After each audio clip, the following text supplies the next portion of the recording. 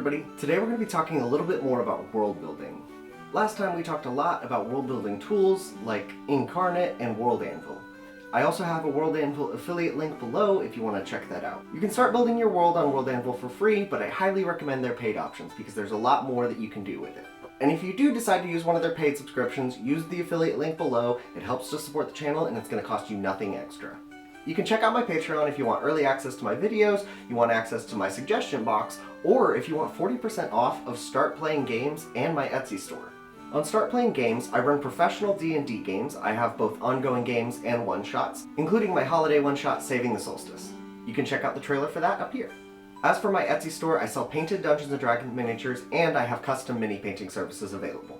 And if you're more interested in things like social media marketing, you can check out my UPWORK. The link for that is down below as well. But without further ado, I'm going to give you my 10 tips to make players fall in love with your world. Number 1. D&D is a collaborative game, so if your players come up with something, give it a place in your world. This applies whether we're talking about a location, a family, a character they know. If you have a player who wants to run a brewery, allow them to, and when they visit a tavern, have the name of their brewery show up on the barrels behind the counter. If your player wants to be the lord of a distant city, let them name that city and then have the name of it pop up in conversation.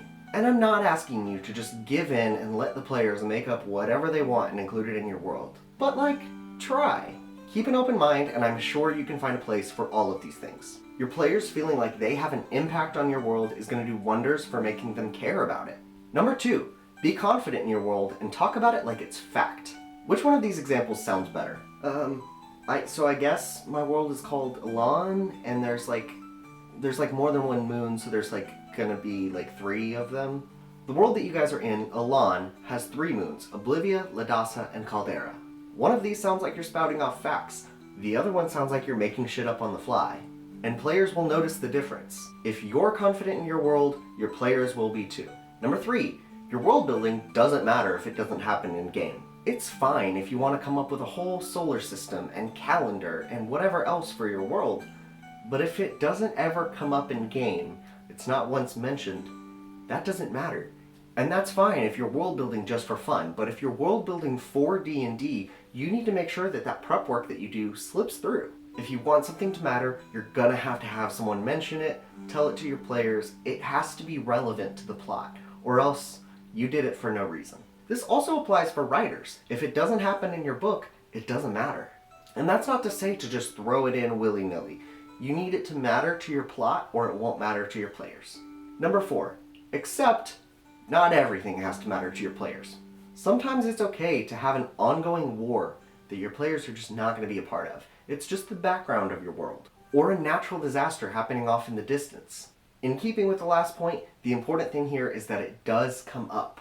You can't just say that there's a war going on in the background and have everything be normal. War affects everything. Same for natural disasters. Number 5, I see a lot of DMs get really worked up because players want to play Warforged, or Shifters, or Changelings, or Kalashtar, really any of the Eberron races. You'll also see this with Centaurs, Fairies, or Genasi. I see this a lot with Aarakocra because DMs don't want to let their players fly. And if any of these really don't fit in your world, that's okay sometimes. But why would you create a world where your players are limited and can't play the races that they want to play? Maybe this is a hot take, I don't know. And I'm not saying that every race has to be super prominent in your world, but couldn't they at least exist? You can also explain to that player that that race isn't going to be very common in your world and that people are going to be shocked to see them. And if they're cool with that, that can give you a lot of really awesome roleplay moments.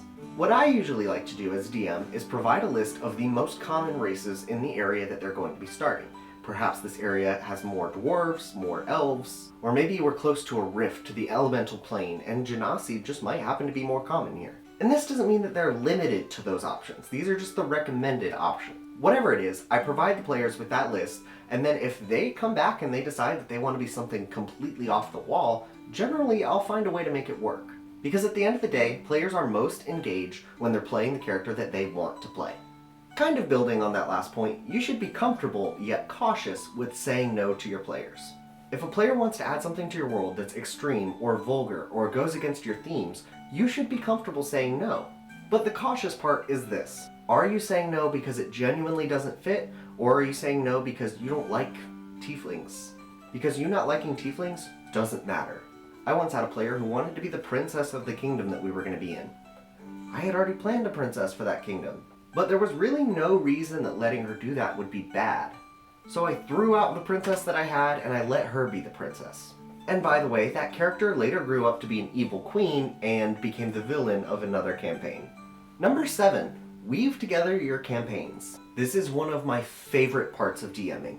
I've done a lot of campaigns set in my homebrew world, and each is connected to the last. And especially if you have consistent players across campaigns that will pick up on these references, they're going to love it.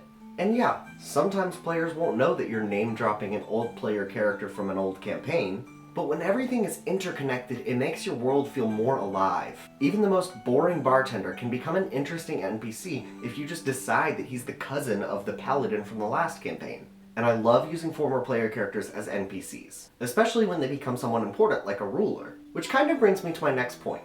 Number 8, allow your players to gain positions of power. Now this tip does not apply early on in your campaign. Your level 1 character should probably not be king of the realm. But around level 8 or 9 or higher, I like to start giving my players positions of power. This could be becoming king or queen. Maybe they already know that they're the heir to the kingdom, or maybe they don't and that's something that they find out. Maybe they meet the local ruler and fall in love. But this doesn't have to be just royalty. You could become some sort of duke or lord. You could become leader of a guild. Your paladin, cleric, or other religious character could become some sort of leader in the church. A player could become champion of a god. I've even had 2 of my players become archfey. The options are endless, and during this campaign your players will feel so much more a part of the world, and after the campaign you can bring them back as legendary NPCs. Number 9. Give your players choices that affect your world. With the player that I mentioned before who decided to be a princess, at the end of that campaign I gave her the option of several princes to marry. And these were princes from various kingdoms across my world. She chose the prince of the kingdom directly to the south of her kingdom. So I had it be that with their marriage, the kingdom expanded into a kingdom twice as large.